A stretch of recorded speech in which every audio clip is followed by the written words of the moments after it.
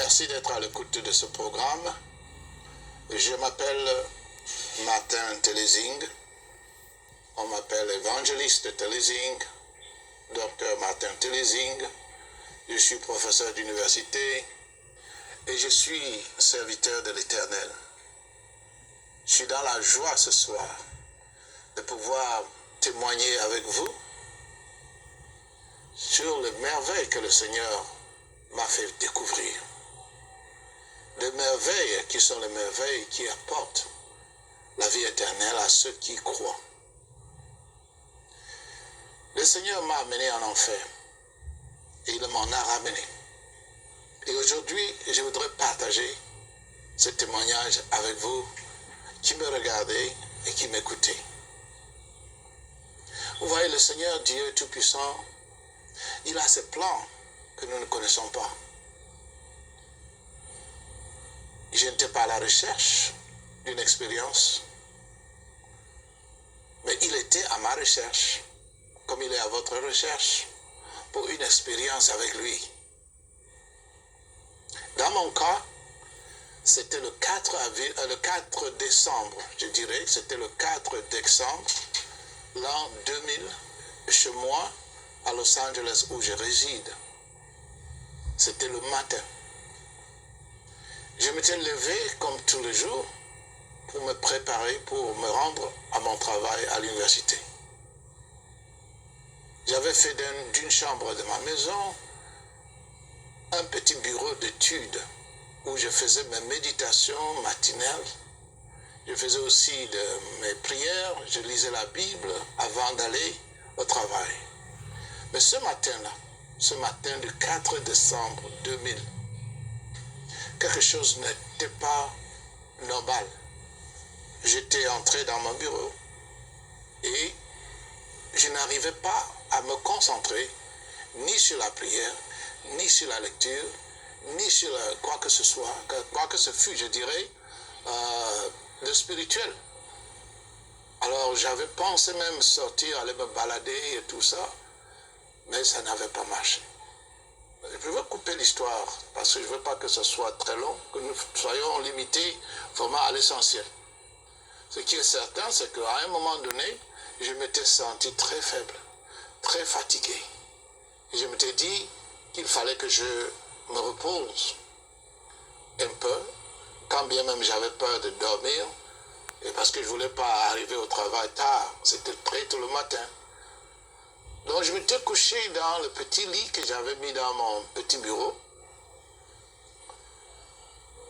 Et j'avais senti comme si je m'affaiblissais de plus en plus. Et soudainement, je ne pouvais pas bouger ni mes membres, ni mon corps, ni aucune partie de mon corps du tout. Ce fut en ce moment-là que je m'étais rendu compte qu'il y avait dans cet office ou cette chambre, que j'appellerais chambre, une présence spirituelle. C'était un ange de l'Éternel. Il était là. Je savais qu'il était là. Il ne m'avait pas fait mention de sa présence, mais il s'était manifesté d'une manière que je savais qu'il était là. Bien que j'étais couché dans mon lit, physiquement exhausté, physiquement complètement, comme on dit, knocked out, j'étais debout en esprit. J'étais debout en esprit et je voulais voir cet ange qui était dans la chambre. Mais il s'était positionné derrière moi, vers le côté droit. Et quand je me tournais pour le voir, lui aussi se tournait pour garder sa position derrière moi pour que je ne puisse pas le voir.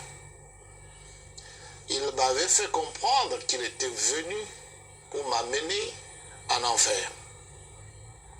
Imaginez-vous que vous vous levez le matin, vous voulez aller travailler et un ange se pointe dans votre maison et vous dit qu'il vous amène en enfer. Selon la rationale, je m'étais dit, bon, peut-être que c'était mon dernier jour sur la terre, étant donné que je me disais que ce n'était que les morts qui allaient en enfer. Et il m'avait dit qu'il était envoyé par l'Éternel pour accomplir cette mission avec moi. J'avais peur. Je suis sûr que plusieurs personnes auraient eu peur. que je ne savais pas si c'était vraiment un ange de l'Éternel ou bien si c'était un esprit démoniaque qui s'était déguisé en ange de lumière pour me séduire et m'entraîner en enfer par ruse. Mais j'avais la conviction de l'Esprit Saint, la conviction de ma foi me disait que cet ange n'était pas un ange de ténèbres déguisé en ange de lumière. Néanmoins, je ne voulais pas aller en enfer parce qu'il me disait, qui veut aller voir ce qui se passe en enfer? Personne. J'aurais bien voulu que le Seigneur vienne me prendre pour m'amener montrer le paradis, le ciel, là où il y a la lumière, il y a la beauté, plutôt que de m'amener voir là où il y a l'ignominie. Vous savez que dans des circonstances pareilles, vous n'êtes plus tellement, vous n'avez pas le contrôle de vos actions. Il est vrai que je n'étais pas sous une force quelle que ce soit. J'avais tout simplement à choisir entre obéir cet ange ou ne pas l'obéir. Pendant que je me débattais pour savoir s'il fallait l'écouter, l'obéir, l'histoire de Jonas m'était venue à l'esprit. Vous voyez, Jonas était un prophète de l'Éternel, que l'Éternel avait appelé pour l'envoyer dans une ville de Ninive, pour leur prêcher la parole, parce qu'il avait l'intention de détruire cette ville dans 40 jours. Mais Jonas avait réfléchi d'une manière rationnelle, humaine, et avait décidé de ne pas y aller parce qu'ils étaient des ennemis de Ninive.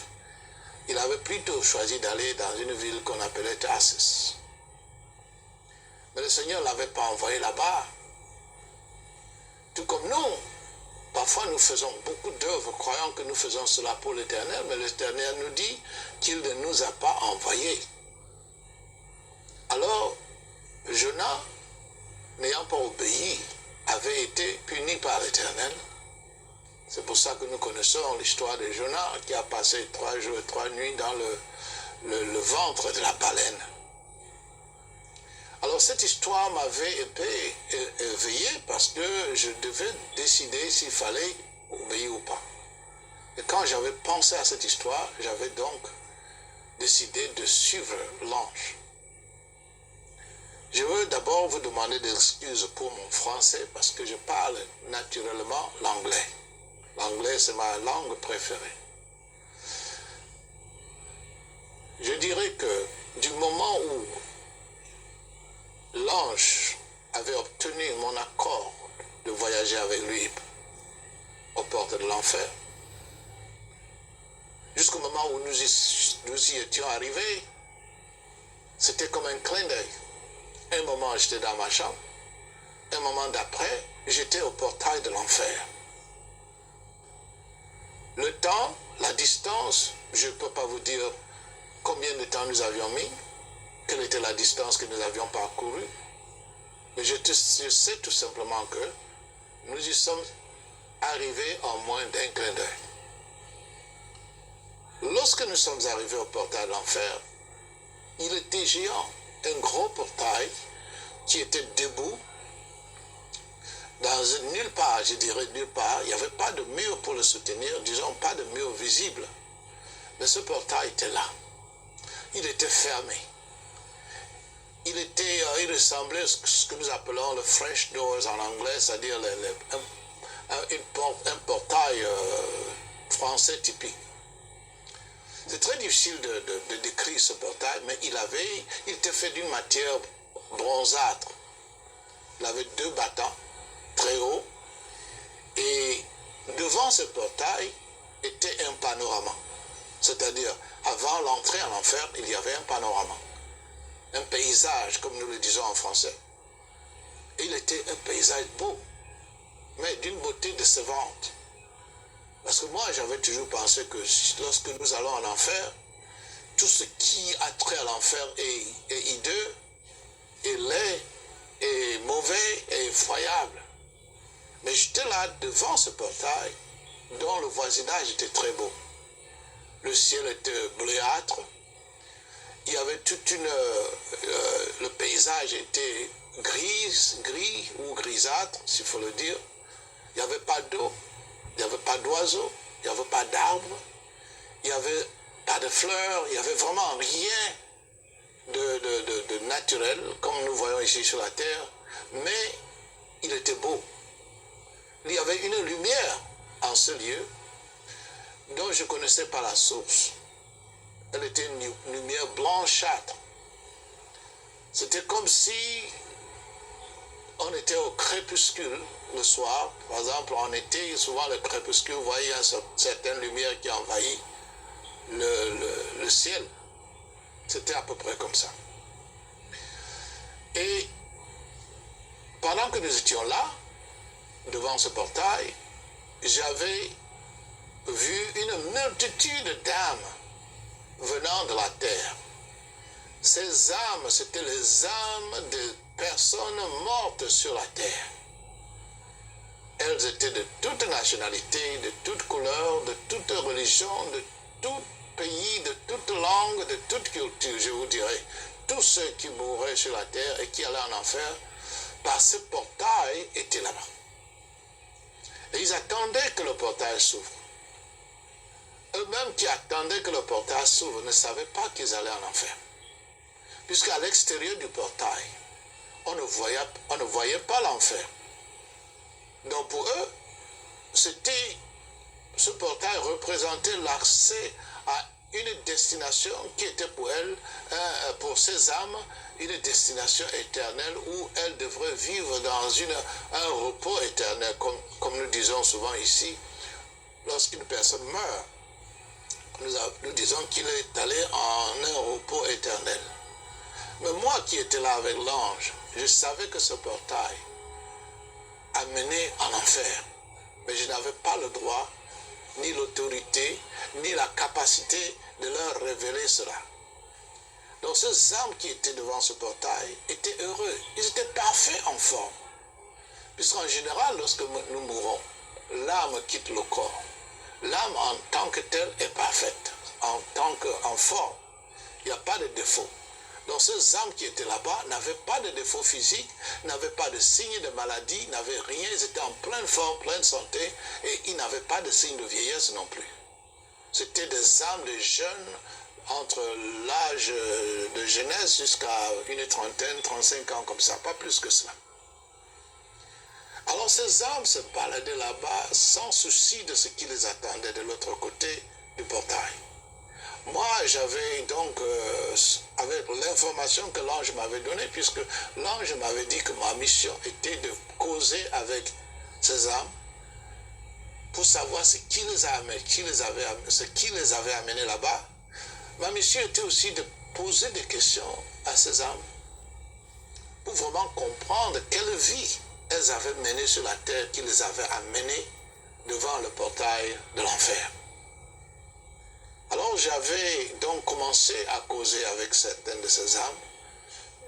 Je m'étais présenté à un jeune homme qui était noir, de grande taille, pour lui demander pourquoi il était à la porte de l'enfer.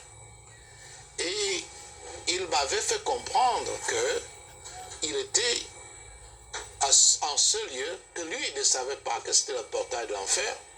Il était en ce lieu parce qu'il avait tué des personnes.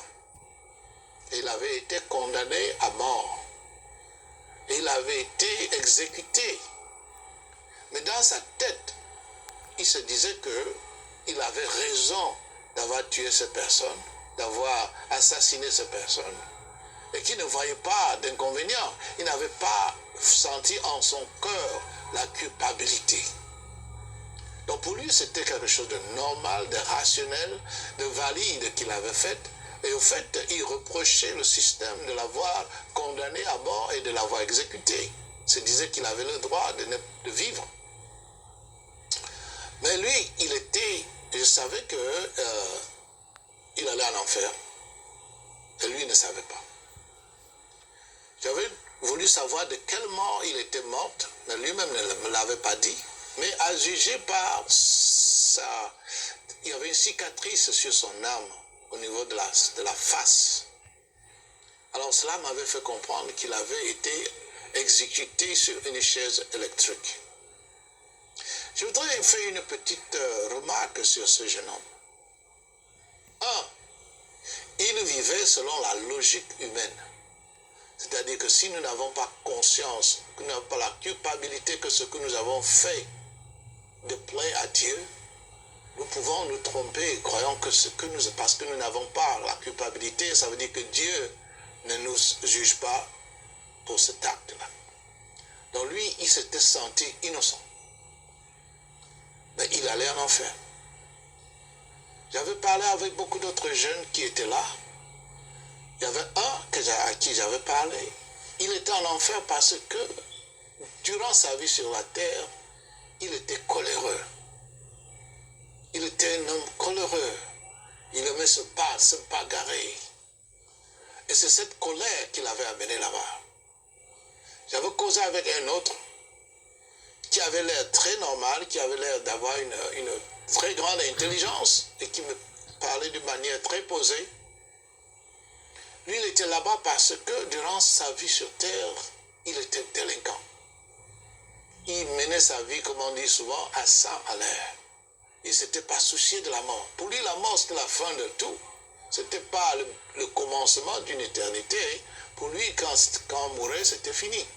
Donc, il avait vécu sa vie sans souci, sans remorse. Il était content d'avoir vécu. Malheureusement, pendant qu'il vivait sa vie à cette vitesse-là, il avait été tué dans un accident de voiture. Je peux continuer à dire ceci. J'avais causé avec un certain nombre de personnes qui étaient là, mais, je vous dirai une chose. Toute personne qui se trouvait devant ce portail y était pour une raison très importante. Très importante. C'était ces personnes étaient mortes sans repentance. Elles étaient mortes dans leur péché. Qu'est-ce que cela veut dire? Cela veut dire que l'Éternel, le Seigneur Jésus-Christ veut nous pardonner. Mais nous avons la liberté d'aller vers lui, lui demander de nous pardonner, nous repentir de nos péchés. Et il va le faire, comme il l'a fait déclarer par son apôtre Jean,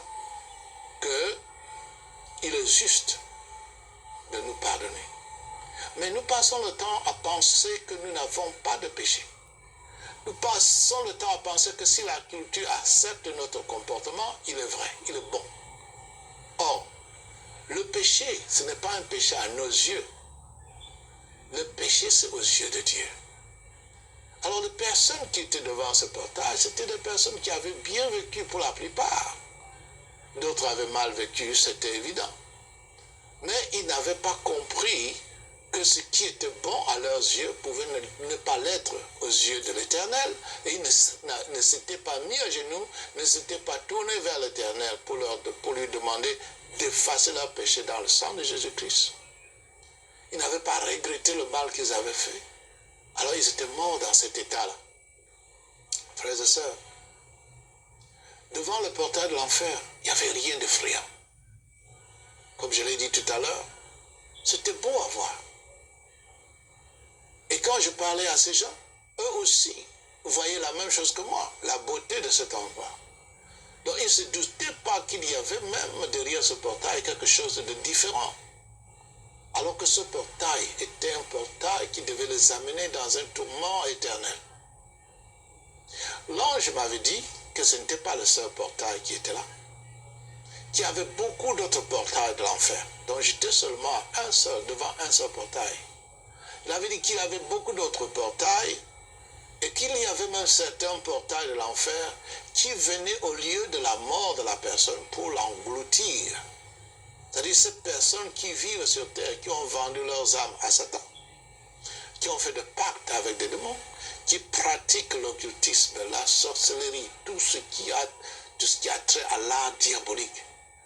Quand eux, ils meurent, ils ne viennent pas attendre devant ce portail comme celui-là. La bouche de l'enfer, comme je pourrais utiliser ce terme, vient les absorber dans ce lieu. Et c'est terrible à voir. C'est horrible à voir. L'ange me l'avait dit. Bon, si je reviens au portail, parce que je voudrais bien que vous puissiez suivre avec moi, la déception je dirais même pas la déception, mais la manière dont ce portail était et qui ne permettait pas aux âmes de savoir où ils allaient. Vous savez, quand nous vivons sur cette terre, ça me rappelle un peu la vie que nous menons sur cette terre. Il n'y a rien d'évident qui dit que bon, ce que nous faisons là va nous amener en enfer jusqu'à ce que l'Esprit Saint nous révèle cela. Ou la Bible nous l'enseigne, ou les hommes de Dieu nous l'enseignent. Par exemple, ce portail était là, il n'y a pas de mur qui le soutenait. Ce n'est pas parce qu'il n'existe, le mur n'existait pas. Ce mur était invisible. Mais quand bien même ce mur était invisible, nous ne pouvions pas voir ce qui se passait de l'autre côté de ce mur en enfer. Donc Dieu n'avait pas donné l'habilité aux âmes devant le portail de voir au-delà de ce portail. Donc ce portail en tant que tel avait 5 indentations. Je ne sais pas comment l'exprimer en français. Mais c'était 5 indentations, comme si vous couchez une pyramide sur le dos, sur un côté, vous voyez des indentations rétrécissantes vers le milieu. Alors il y avait 5. Et l'ange m'avait dit que ces 5 indentations représentaient 5 accès à 5 niveaux de l'enfer. À ce niveau, jusqu'à ce moment-là, je ne savais pas que l'enfer avait des niveaux. Donc là où je me tenais, il y avait 5 niveaux. Le premier niveau était en haut, juste derrière le portail, et il y avait 5 autres en dessous de ce niveau-là. L'ange m'avait expliqué. Bon, pendant que nous étions devant la porte et qu'on attendait que le portail s'ouvre, à un moment donné, l'ange m'avait demandé de regarder vers l'est. En fait, je dois vous faire remarquer que le portail en question faisait face à l'est. Nous étions venus de l'est devant ce portail. Et quand j'ai regardé donc à l'est, je me suis rendu compte que les âmes qui étaient là et qui avaient commencé à se regrouper pour se préparer pour entrer en enfer avaient créé un espace entre elles pour laisser passer les âmes qui venaient nouvellement de la terre. Frères et sœurs en Christ, lorsque j'avais regardé à l'est, loin à l'horizon, j'avais vu des milliers et des milliers d'âmes venant vers le portail de l'enfer, marchant en colonne par 2. Elles venaient, elles étaient contentes. Quand je dis elles, je parle des âmes. Elles étaient contentes, elles marchaient, elles se réjouissaient, parce qu'elles étaient maintenant libres de toute peine physique. Elles étaient libres de toute souffrance physique. Elles étaient libres de toute limitation physique. Mais elles allaient tout droit vers le portail de l'enfer et ne le savaient pas. Alors l'ange m'a donné la permission de pouvoir parler à certaines de ces âmes lorsqu'elles étaient arrivées vers le portail de l'enfer. Et comme elles venaient de la terre, en principe, elles marchaient, elles suivaient une voie en méandre comme ça. Elles étaient en colonne par 2, 2 par 2, 2 par 2, et elles venaient. Alors j'avais approché, quand elles sont arrivées au portail de l'enfer, j'avais commencé une causerie avec un certain nombre.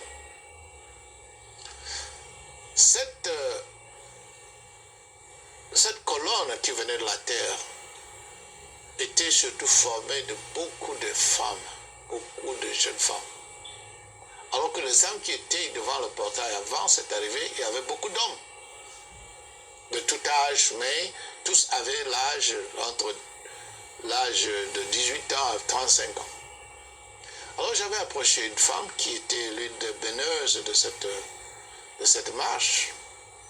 Elle m'avait dit qu'elle avait vécu très bien sur la terre, qu'elle était membre de l'église et qu'elle avait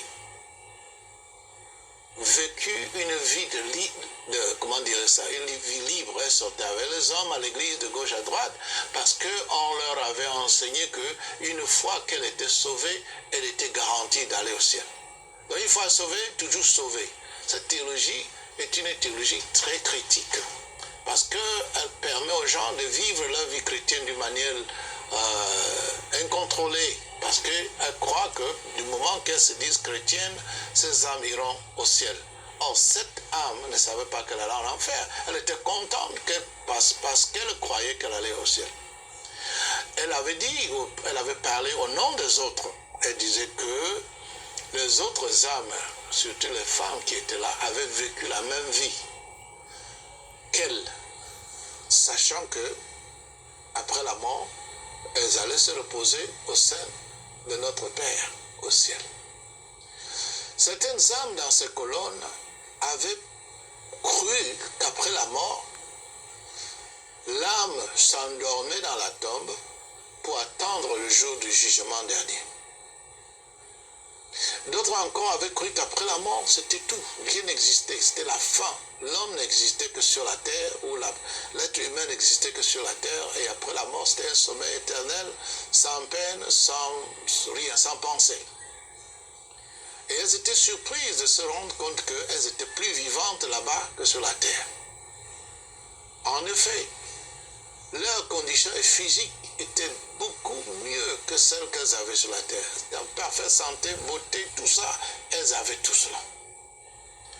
Donc, quand ces âmes ont retrouvé les autres qui étaient regroupés devant le portail de l'enfer, la causerie a continué. Je dirais qu'elles causaient entre elles, les âmes se discutaient entre elles, se baladaient devant le portail, causaient comme si de rien n'était. Moi, je ne comprenais pas ce qu'elles disaient parce que je n'avais pas eu la possibilité de le comprendre. Mais je savais qu'elles causaient en toutes sortes de langues. Toutes sortes de langues, et elles se comprenaient parfaitement. Ces âmes aussi avaient maintenu les couleurs de leur peau. Alors je m'étais dit que peut-être les âmes qui étaient plus sombres que celles qui étaient plus blanches étaient sombres parce que c'était le degré de leur péché. Mais non, l'ange m'avait fait comprendre que lorsque un noir meurt, l'âme reste l'âme du noir, le blanc meurt, l'âme reste blanche. Donc, chaque personne qui meurt garde la couleur de sa race. Donc ces âmes qui étaient de couleurs différentes, c'était tout simplement parce qu'elles venaient de différentes races sur la terre. Pendant qu'elles attendaient que le portail s'ouvre, certains d'entre eux continuaient à se comporter comme sur la terre, c'est-à-dire ils dérangeaient. Il y a même un qui a voulu me bousculer parce qu'il pensait qu'il était encore sur la terre. Et je ne lui avais pas donné l'occasion de le faire.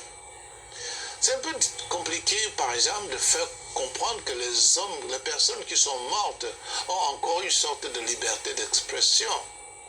La réalité, ce n'était vraiment pas la liberté d'expression, c'était une liberté de comportement très limitée en ce moment. Puisque après la mort, la Bible dit qu'après la mort, c'est le jugement. Donc, elles n'étaient pas libres de la même liberté qu'elles avaient sur la terre. Elles ne pouvaient plus décider d'aller soit au ciel, soit en enfer. C'était la fin pour elles. Toi qui nous écoutes, frères et sœurs, rappelle-toi, la décision, ta décision de passer l'éternité au ciel avec le Père se fait de ce côté. Pendant que tu respires, pendant que tu es dans ton corps, pendant que tu es encore vivant sur la terre, fais la décision de là où tu vas passer l'éternité. Parce que si tu attends le faire après, ce sera trop tard.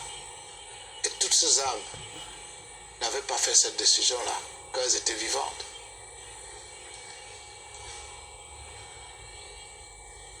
Je veux maintenant vous amener au moment où le portail s'était ouvert.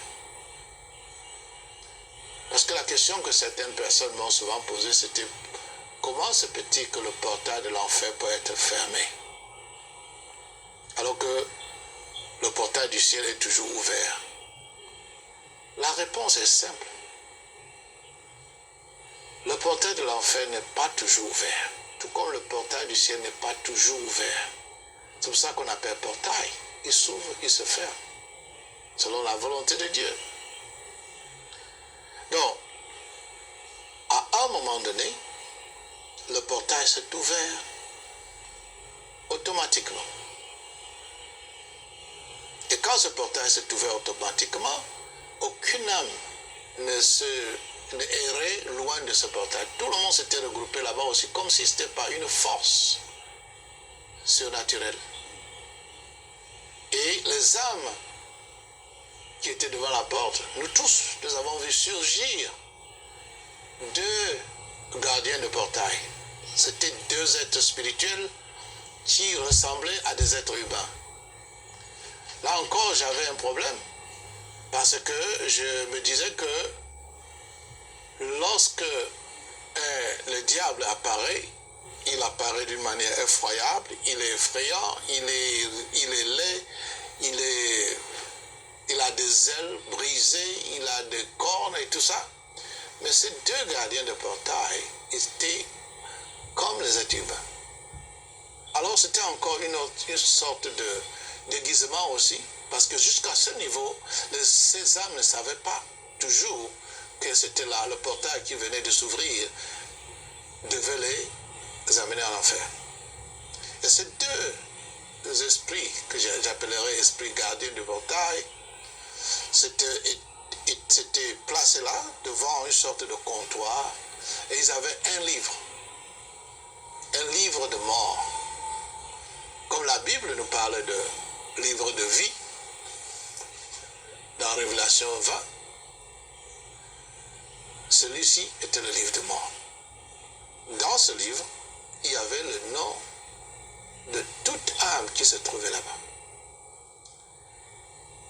Debout derrière ce comptoir, ces deux esprits de gardiens qui étaient habillés au fait en uniforme. Le haut était gris et le bas était noir. Ils ont donc ouvert ce livre de mort et par leurs doigts, ils ont parcouru la liste. Et quand ils appelaient chaque âme par son nom de famille, cette âme répondait. Et il y avait un numéro aussi, une sorte de numéro d'identification. Cette âme répondait. Et quand cette âme répondait, immédiatement, tout ce qu'il avait causé à être devant ce portail lui devenait, était maintenant connu de cette âme. Je dirais ça. L'âme connaissait pourquoi elle était là, mais elle ne pouvait rien faire d'autre que de s'avancer. Et quand l'âme appelée répondait et s'avançait, elle disparaissait. Et chaque âme appelée par le nom de famille qui répondait et disparaissait, allait directement dans une partie de l'enfer où elle était destinée selon la vie du péché qu'elle avait vécu sur la terre. Donc je voudrais dire que la vie de péché non repenti, le péché non confessé. Parce que le Seigneur, il a dit, si nous confessons nos péchés, et il va nous pardonner. Et quand il nous pardonne nos péchés, il ne s'en rappelle plus. La procédure d'entrer en enfer avait pris moins d'un clin d'œil aussi. C'était rapide, très très rapide. Et quand cette procédure avait pris fin, je m'étais retrouvé seul devant le portail de l'enfer. Et j'avais approché les deux gardiens du portail pour leur demander de me laisser entrer en enfer. Et ils m'avaient dit non, nous ne pouvons pas vous laisser entrer parce que vous n'êtes pas autorisé à entrer. Raison, mon nom ne figurait pas dans le livre de mort. Il n'y avait rien sur moi dans le livre de mort. Gloire à Dieu à cela. Parce que ce livre de mort n'était fait que pour des âmes qui sont condamnées à perpétuité. Moi, j'étais en mission. Et je m'étais dit que je leur avais dit je devais entrer en enfer puisque j'étais en mission. Je leur avais dit pourquoi j'étais là-bas et cela ne les avait pas étonnés. Au contraire, ils m'avaient dit qu'il y avait beaucoup de gens comme moi qui venaient là-bas, qui étaient venus avant moi pour voir ce qui se passait en enfer et qui étaient retournés pour rendre témoignage. Sûrement, cela m'avait beaucoup réconforté parce que j'étais maintenant sûr que je devais retourner de l'enfer en tout cas. Alors, comme mon nom ne figurait pas dans le livre de mort, ils avaient donc préparé une documentation spéciale pour moi. Parce que pendant que je parlais avec le gardien du portail qui était à ma droite, j'avais vu apparaître une carte avec un numéro dessus. Ce numéro était venu de nulle part et ce gardien avait pris la carte, il savait que c'était la mienne et je savais aussi que c'était la mienne et elles avaient griffonné, écrit quelque chose sur un document qui était sur le comptoir, mais qui n'était pas dans le livre de mort. Elles m'avaient donc donné le signal d'entrée. Bon, comme je vous l'ai dit auparavant, je donne juste l'essentiel. Les grands détails, les grandes lignes de cette expérience sont écrits dans le livre qui s'appelle « Au-delà du portail de l'enfer ». Ce que j'y ai vu et subi. Vous pouvez l'avoir juste en communiquant avec la sainteté qui vous fera parvenir une copie de ce livre si vous êtes francophone. Et si vous êtes anglophone, toute l'histoire est en détail, est écrite en détail dans le livre que j'appelle Beyond the Gate of Hell, What I Saw and Underwent, a True Story. Me voici maintenant, une fois que la procédure, la procédure d'entrée était terminée, immédiatement, l'ange m'avait donné signe d'entrée et je m'étais retrouvé de l'autre côté du portail. Tout de suite. J'étais à quelques mètres du portail et quand je m'étais tourné pour voir ce qui était arrivé au portail et à ce gardien, le portail était fermé, le gardien avait disparu. J'étais en enfer. J'étais à la première partie du premier niveau de l'enfer. Et l'ange m'avait dit, c'était le lieu où il y avait la moindre des punitions de l'enfer. Ce qui m'avait permis de comprendre que certaines personnes en enfer souffrent beaucoup plus que d'autres. Mais je vous dirais, frères et sœurs, la punition de l'enfer est aussi pénible, plus pénible que vous pouvez l'imaginer pour tout le monde. Il est vrai que nous pouvons dire que certaines punitions sont plus grandes que d'autres, mais tout le monde souffre.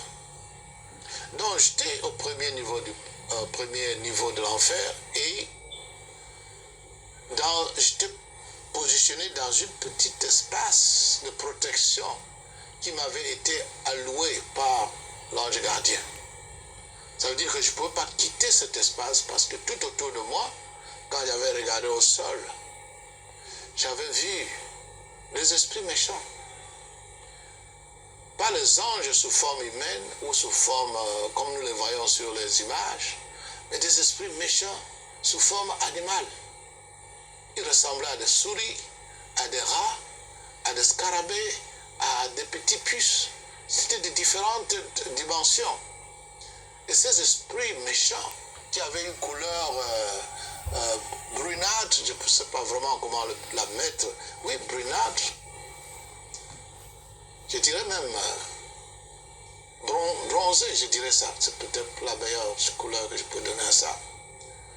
C'était des créatures intelligentes. Ces esprits démoniaques communiquaient entre eux. Et ils étaient apparus du sol et ils couraient vers les âmes damnées.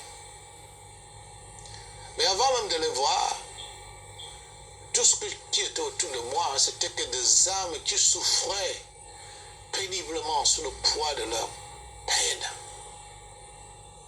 Elles marchaient lentement, courbées, comme si elles avaient de très lourdes charges sur le dos.